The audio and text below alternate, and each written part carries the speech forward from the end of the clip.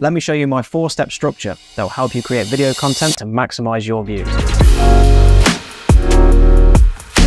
If you stick around to the end, I'll give you a 5th bonus secret that keeps audience retention. Often when it comes to video creation, it's very easy to go into the world of creating fluff, creating content for content's sake and not having a purpose, not really knowing what to say, what to do, how to break it down, and how to deliver it to your audience. Having this sort of approach, whether you know it or not, can really make you feel like you're banging your head against a brick wall. Bang your head against the wall.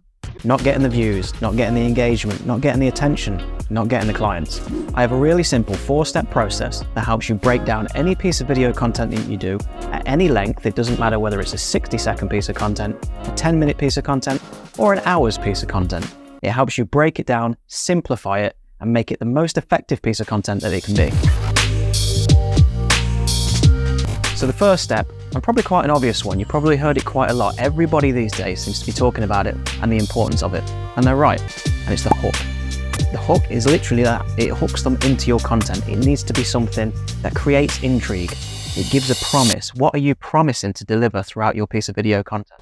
Obviously, you've got to make sure you do deliver on that promise later in the video. But the goal here is to stop them scrolling and get them watching your content. Some people will often say something controversial. Now, it doesn't have to be controversial. It doesn't have to be a negative thing. It can just be something that pokes at their pain points.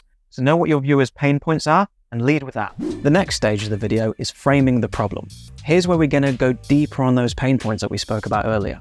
We're going to really help the audience understand that we know what they feel. We understand, we sympathize, and we have the solution to that problem. This is going to make them feel connected to the content that we've given. It's going to help them feel emotionally attached to you and emotionally buy into you because of the value that you're delivering. This is when people come up to you and say, I feel like your content was really speaking to me. And that's because you are. So the next step is the meat of the content. This is where the bulk of your video is going to be. This is where we offer solutions, use stories as examples. So this is where we take each one of those pain points and we give them tips, we give them techniques, we give them hints, we give them things that they can take away themselves. We're not trying to sell to them. We're trying to deliver value, and that's how we're going to build that relationship. That's how we're going to build that trust.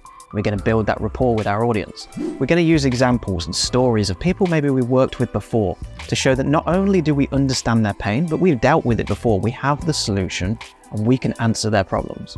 We're going to follow that up with a call to action. Now, we all know what a call to action is, but make sure that the call to action is relevant to the content that you're giving. The call to action does not mean we're selling on the end of it. If it is not meant to be a sales piece of content and it's meant to deliver value, it's meant to build that rapport, and it's meant to build that trust, then the call to action could be as soft as give us a follow, like the video, subscribe to the channel, or it could just simply be a head over to the website, get in touch for more information. Now at the start, I promised you a secret to retention, a retention hack that I like to do in a lot of my videos. In fact, I did it in this one. In fact, that was it.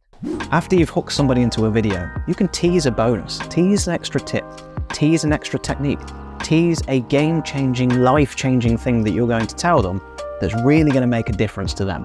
So you slip it in just before the call to action. That way, people have stuck around. You've retained their attention throughout the whole video. The platform's like that, which means they're going to reward you with more reach.